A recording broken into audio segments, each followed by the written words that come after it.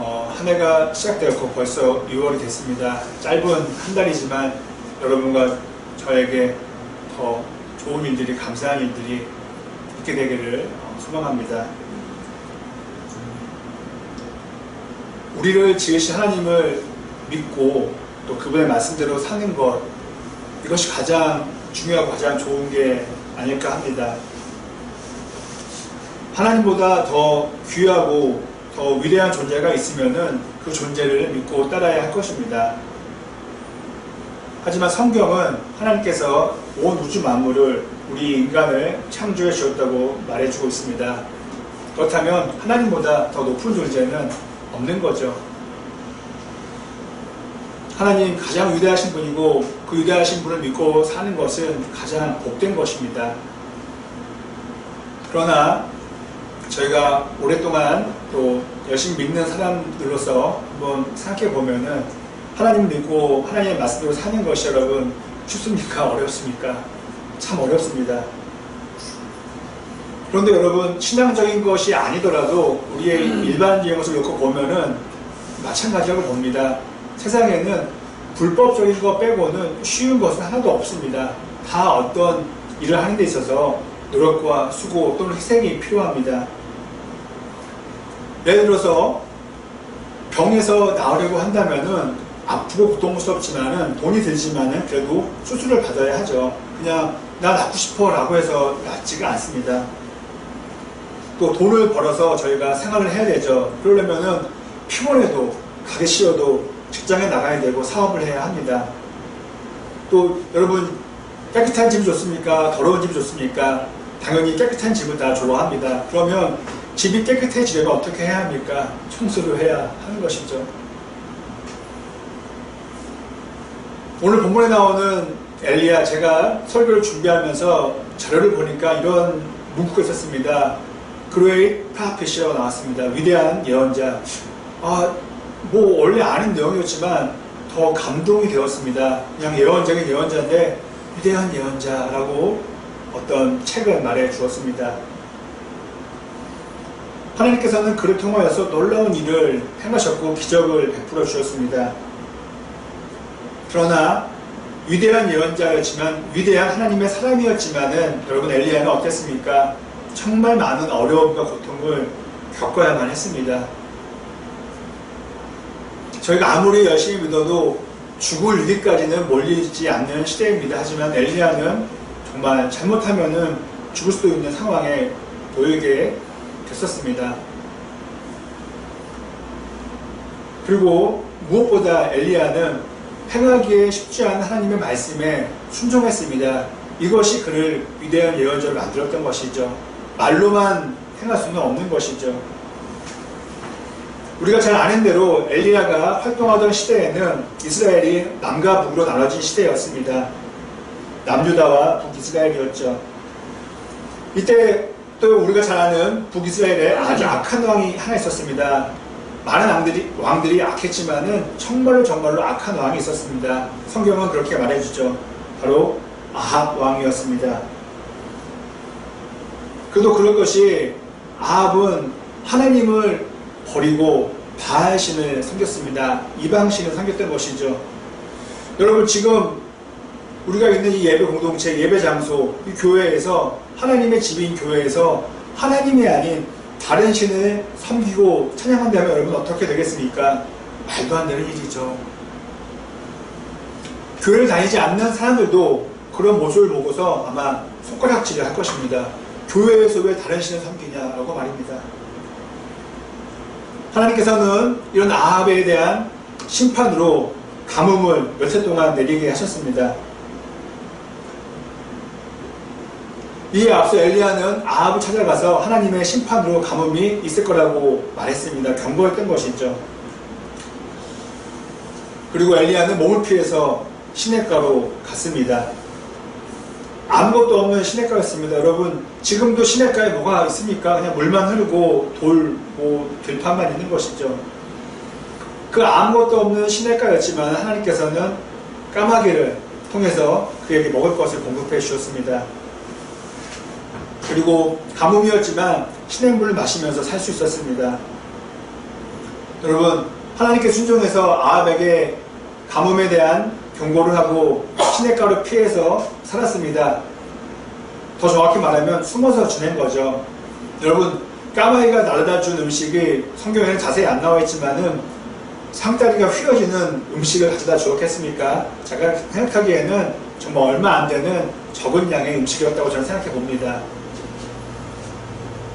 순종의 결과는 박수 받을 만한 일도 아니었고 화려한 일도 아니었고 되게 안정적인 상황도 아니었습니다.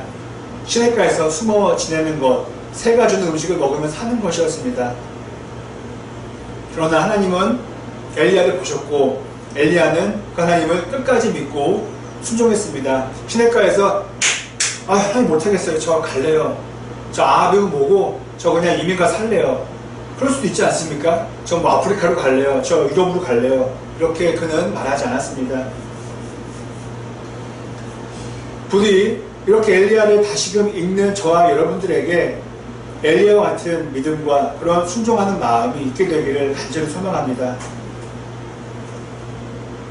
우리에게 주어지는 어떤 말씀과 사명이 있습니다. 정말 힘들죠. 실천하기가 두렵습니다. 하지만 엘리야를 생각하면서 저희가 비록 설령 시냇가로 가서 숨어서 지낸다 할지라도 그 말씀에 순종할 수 있었으면 합니다. 아마 이 중에는 경험해 보신 분들이 있을 것입니다. 그와 같은 힘든 순종, 나 이거 해야 되나? 라는 이 순종에 우리가 응답했을 때 어떤 결과가 여러분 있었던 그런 경험이 있습니까? 저는 제 인생 돌아봤을 때 그와 같은 순종이 가장 현명했던 선택이었다고 저는 고백하게 됩니다. 앞으로도 저에게 그런 생각이 어려운 순종들이 있을 것입니다. 하지만 그때마다 제가 그것을 응답해 나간다면은 역시 몇 년 후에 더 후에 돌아봤을 때 인생에서 가장 현명한 지혜로운 결정이었다고 저는 고백하게 될 줄 믿습니다. 다시 하나님께서는 시냇가에 있는 엘리야에게 말씀하셨습니다. 그곳을 떠나서 다른 지역으로 가라고 말씀하셨습니다. 그곳은 북쪽에 있는 이방 땅이었습니다.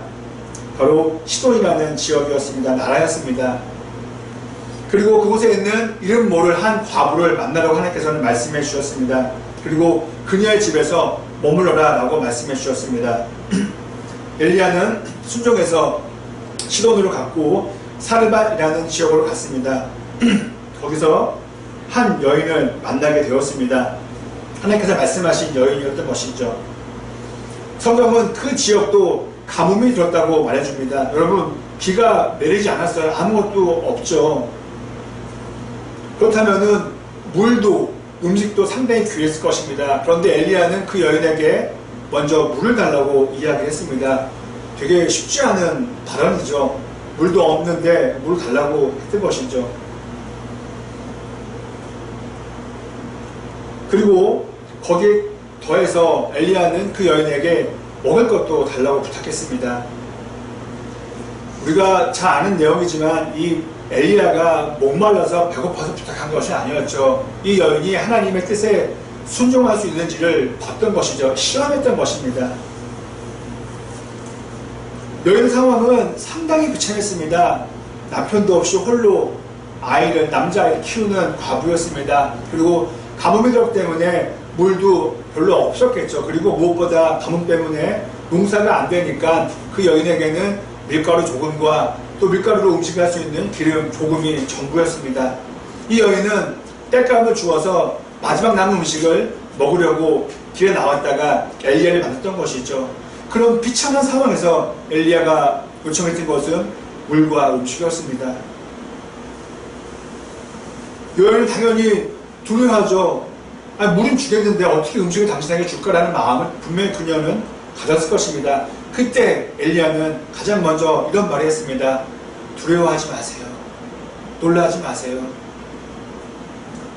그렇게 여인을 위로한 다음에 음식을 만들어서 가장 먼저 자신에게 달라고 엘리야는 이야기를 했습니다. 그렇게 순종하면은 그 여인에게 있는 작은 밀가루와 적은 기름이 없어지지 않고 계속해서 생겨날 거라고 그는 이야기해 주었습니다. 저희가 아는 내용이라 좀 믿을 수 있고 이해할 수 있지만 아무것도 모른다는 가정하에 이 말씀을 들었을 때 누가 흔쾌히 이해하겠습니까? 다 죽게 생겼는데 밀가루가 또 생겨날 거다. 어디서 밀가루가 생겨납니까? 기름이 마르지 않을 거다. 그건 말이 안 되는 소리죠. 제가 말씀 보면서 엘리야의 입장도 참 난처했을 것입니다. 하나님, 내가 이 여인에게 이 말을 어떻게 할까요? 하지만은 엘리야는 순종해서 여인에게 말씀을 전했고 또 약속의 말씀을 전해 주었습니다. 그리고 여인도 정말 이해하기 어렵지만은 엘리야의 말에 순종했던 것이죠. 아마 저였으면 이랬을 것 같아요. 어차피 빵을 한 덩어리 만들어서 먹으면 사라질 거, 그래 내가 이거 하나 안 먹고 이 예언자의 말에 한번 순종해보자 라고 한번 저였어도 한 번쯤은 해봤을 것 같습니다. 물론 역시 그런 상황에 몰리게 되면은 쉽지 않겠지만은 아마 저도 하지 않았을까라는 생각을 해봅니다. 그렇게 두 사람은 하나님께 순종했습니다. 그리고 그 결과 엘리야를 통해서 하나님께서 말씀하신 그대로 기적은 일어나서 밀가루와 기름은 떨어지지 않았습니다. 참고로 이 기적은 그 여인에게 있어서 평생 동안 일어난 것은 아니었습니다. 우리가 이것도 기억해야 합니다. 가뭄이 들었을 때 신약성경에서는 그 가뭄의 기간이 3년 6개월이었다고 말해줍니다. 그 3년 6개월 동안만 밀가루가 떨어지지 않았고 기름도 마르지 않았던 것입니다. 그리고 두 가지밖에 없었습니다. 밀가루와 기름밖에 없었습니다. 고기 반찬이나 금은보화가 있었던 건 아닙니다. 저는 이 기적을 보면서 두 가지가 떠올랐습니다. 먼저는 출애굽 시절에 있었던 만나의 기적이죠. 그리고 만나는 어땠습니까? 제가 만나는 본 적은 없지만은 그냥 땅에 뿌려진 밀가루로 저는 생각해 봅니다. 역시 그 밀가루로 음식을 만들어 먹었던 것이죠. 그리고 그 양은 여러분 어땠습니까? 뭐 며칠 동안 재놓고 먹었습니까? 아니었죠. 마지막 안식일 전에만 이틀치가 있었던 것이죠. 그냥 그날 먹을 양식이었던 것이죠. 그리고 두 번째로 가장 먼저 떠올랐던 것 중에 역시 하나는 주기도문에 나오는 일용할 양식이었습니다. 저희가 기도하죠. 일용할 양식을 주세요. 무엇입니까? 하루에 먹을 양식을 주세요. 영어로는 daily bread. 그날의 음식을 달라고, 빵을 달라고 우리는 기도를 하고 있습니다. 이 여인에 있었던 그런 기적도 데일리 브레드에서는 벗어나지 않는다고 생각합니다. 물론 저희들에게 데일리 브레드 넘어서 위클리 브레드, 먼슬리 브레드 더 많게 되기를 바라는 것은 마음이겠지만 정말 저희가 말씀을 믿고 하나님을 의지하고 예수님의 말씀을 따른다면 저희가 정말로 원해야 할 것은 하나님 데일리 브레드 내일도 주세요. 이게 아닐까 저는 생각해 봅니다. 이처럼 사르밧에 사는 과부는 놀라운 기적을 경험해서 계속해서 빵과 밀가루 그리고 기름을 공급받을 수 있었습니다. 비참하게 먹을 것이 없어서 곧 죽게 되었지만 하나님께 순종하여서 기적을 경험하였고 그녀는 아들과 함께 죽음을 피할 수 있었던 것이죠. 그런데 이렇게 이야기가 끝나면 참 좋았을 것입니다. 하지만 이야기는 이렇게 끝나지가 않죠. 여인의 하나밖에 없는 아들이 병이 들었고 결국에는 죽게 되었습니다. 참 신기하죠. 먹을 것의 문제가 해결되니 또 다른 자녀의 문제가 이어졌던 것이죠. 저는 생각해 봅니다. 이 여인이 얼마를 살았는지는 모르지만은 이 아들의 병이 낫는 기적을 경험한 후에 그가 평생을 살면서 한 번도 어려움이 없었을까요? 고통이 없었을까요? 저는 그렇게 생각하지 않습니다. 끊임없는 어려움이 우리에게 찾아옵니다. 그래서 우리는 끊임없이 하나님께 기도하여서 그 문제를 해결해야 할 것입니다.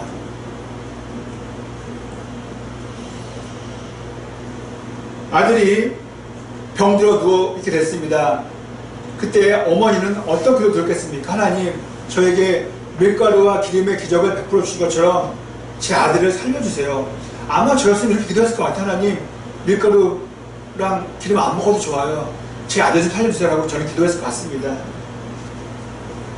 하지만 그녀의 기도는 응답되어지지 않았습니다.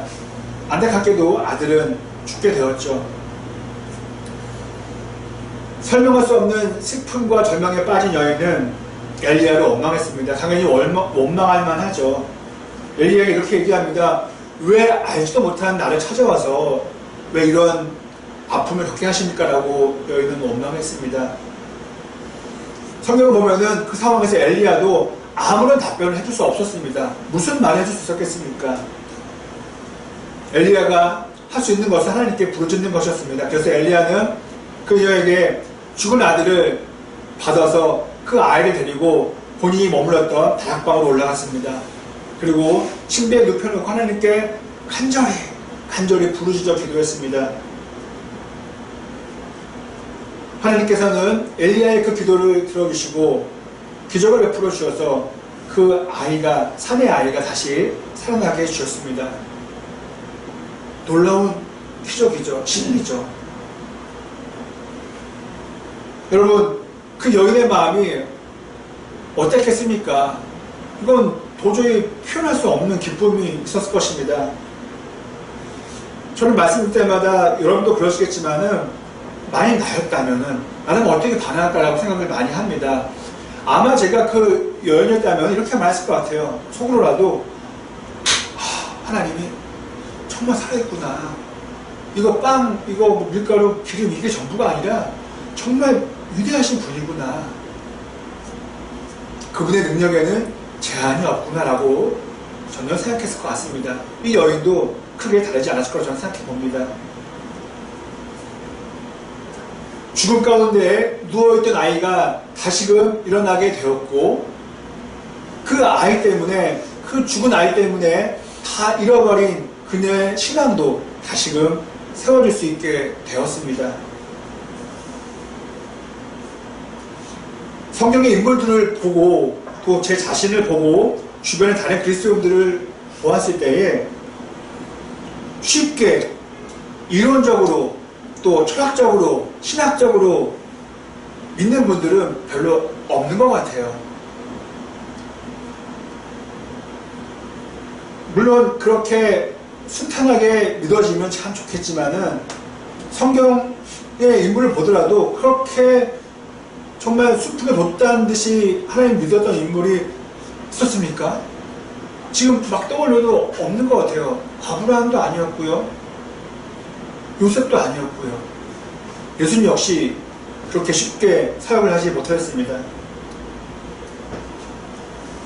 보면은 아픔과 절망 가운데에서 다시 우리를 일어서게 해주셨던 하나님의 놀라운 신비와 기적을 통해서 많은 분들이 하나님을 만날 수 있게 되었습니다.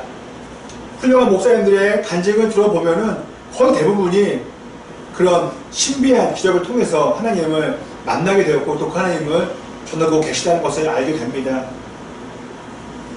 저 또한도 과거에 지난날에 신비로운 기적이 없었다면은 이렇게 목회를 하지 못하거나 아니면 아예 신앙을 갖고 있기가 어려울 것입니다.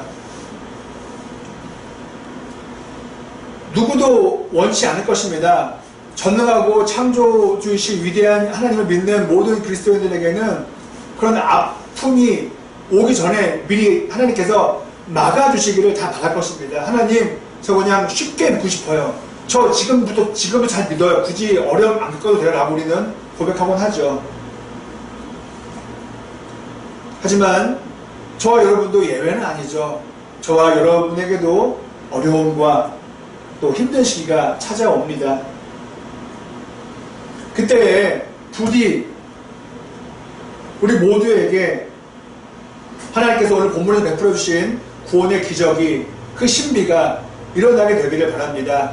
오늘 본문에 나오는 사르밧에 사는 한 여인의 이야기가 그냥 책에서만 나오는 내용이 아니라 엘리야의 내용이 그저 위대한 사람의 이야기가 아니라 바로 저와 여러분의 이야기요, 그런 삶의 기적이 되기를 간절히 소망합니다. 그럴 때 우리는 정말로 하나님을 만날 수 있게 됩니다. 그래서 끝으로 저와 여러분 모두가 말로만 듣던 하나님을 눈으로 직접 볼 수 있게 되기를 간절히 소망합니다.